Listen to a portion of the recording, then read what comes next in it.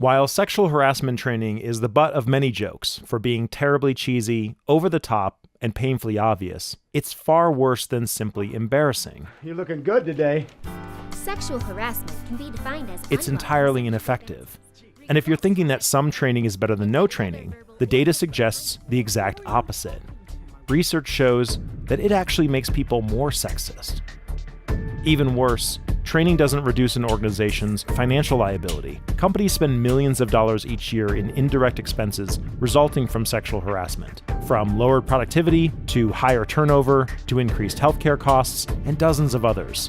Notice that I didn't even mention payouts, because by the time a company has gone to court, they've already lost. We even built a free calculator for companies to determine their financial risk, and the results are shocking. With all of this depressing info, what can be done to actually solve the problem?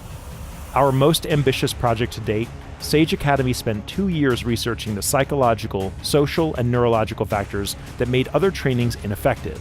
We wanted to build the best anti-harassment course ever made. And we did. Here's how. First, we changed the learning objectives. Most training places undue emphasis on the responsibility of victims and perpetrators, but 94% of victims will not advocate for themselves. It's complicated. And if most harassers have grown up not knowing their behavior isn't appropriate, how can we expect a 7-minute compliance training to reverse that? Instead, we focused on reasonable goals, like getting bystanders who witness harassment to intervene. Second, because harassment is personal, we never show instances of it, so that learners have to determine for themselves what constitutes harassment. This engages their critical thinking, while avoiding a psychological phenomenon called anchoring, where learners fixate on specific content rather than the context of a given scenario. For example, if you've ever heard learners come from training saying, "Well, I guess we can't tell jokes anymore," you've seen anchoring at work. Third, we built empathy in learners through a unique storytelling methodology, using analogies that subconsciously shift the psychological barriers that prevent people from speaking up.